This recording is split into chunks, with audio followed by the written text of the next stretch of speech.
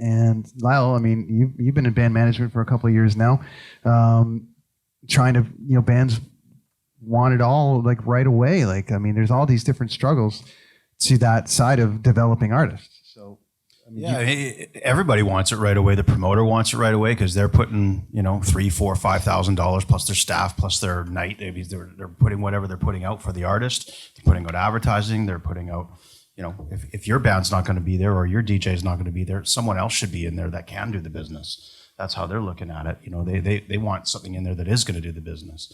So they're taking a risk by putting you out there, and then there's that artist responsibility to be that bloody good so that they can graduate hopefully to the next room. But you also have a loyalty to the person who took a risk on you to build a relationship with them, maybe do another show, see if you can do a double, whatever you can do to, build your audience and build a relationship with that promoter, because you need each promoter talking about each show because they're going to say, hey, this band was really good. They might know somebody in Hamilton, and then all of a sudden your phone's ringing from somebody in Hamilton going, hey, I hear you guys are a really good act. So you need so many things to go right at the beginning.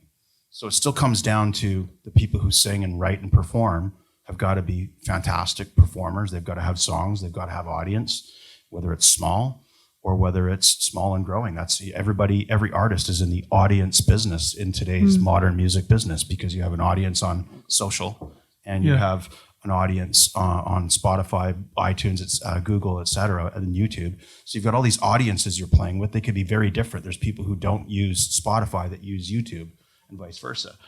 So you've got all these things to work on, and everybody wants a result now. Everything's a stock report today. Artists can look at their results, and artists for Spotify or this, that, and the other thing. You get all these analytics now, and the promoters want that now because they don't have to wait anymore. You don't have to wait for the Tuesday music charts to be published.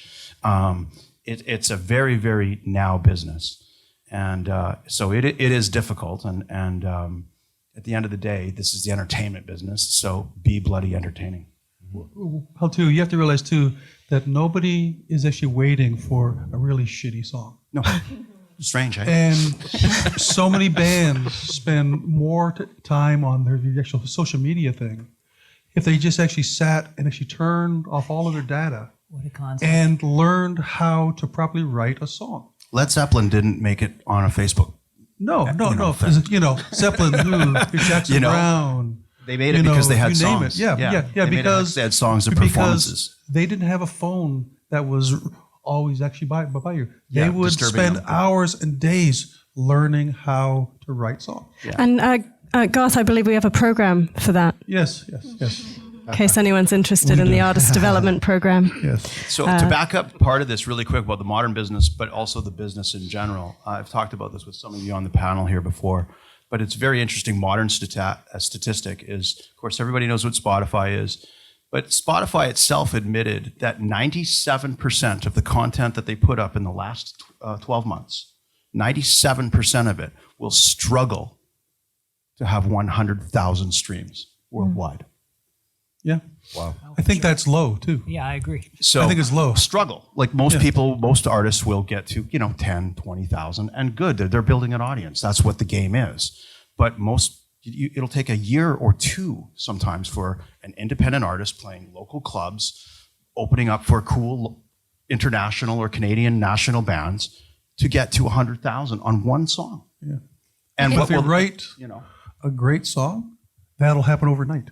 Right. If you have fantastic songs and you've got a good team around you to help promote it, and you're going to get off your butt and support it, and whether you're a DJ or a country act or whatever the heck you are, get out there and play and perform and share it and buy some advertising and do the right things, give audiences an opportunity to find you. Can I ask Corinne a question, actually, just on that note? Because the RIA is just a really wonderful sized theatre. So I wanted to ask you just on that note, how, with the people that book that size theatre, what do you notice as the trends of what they've done to get up to that point? Yeah, it's interesting because I see we see a lot of acts that are either about to blow up. Like occasionally we've gotten somebody who played the Rio, and then next thing you know, they're in stadiums because they just happen to be blowing up.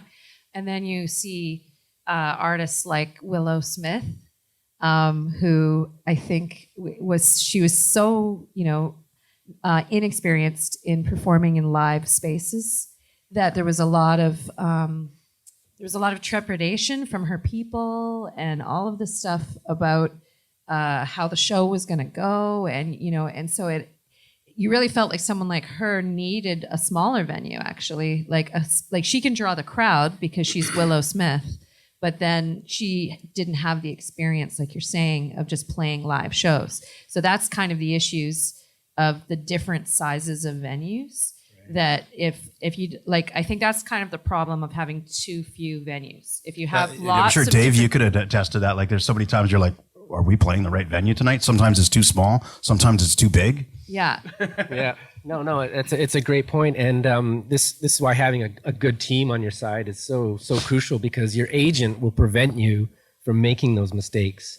You want to play everything. You want to play the biggest show Some you can. agents. Yeah, some agents. Some agents. You got to. Sometimes you just got to go out there no matter what, right? Like Yeah. sometimes you still got to go. Okay, we're 300 people sold on a 700 person room, but there's 300 people here. and no diss to Willow Smith, because I know my daughter was actually at that show and still thought it was fun, but you could just really sense the lack of confidence of just performing live. And as we all know, the people who are really successful as live musicians, it's because they've done a lot of it, and they've done the small venues, working their way up. Speaking to what you were saying about wanting things to happen fast. So It's 10,000 hours, right? Yeah, and that can be devastating to an artist, though, when you play the wrong room at the wrong time. It kills your confidence. They can. I mean, it's the rush. So I booked a band recently. I need to talk about it, but who it was. But we all knew when we booked it that it wasn't going to even be 50% sold out. Everybody, the promoter knew it, the agent knew it, I knew it, the band knew it. But there was a decent amount of money on the table, and we had 3 nights off. So you go play a show, and you play to the 350 people that were there, not the 350 people who aren't there.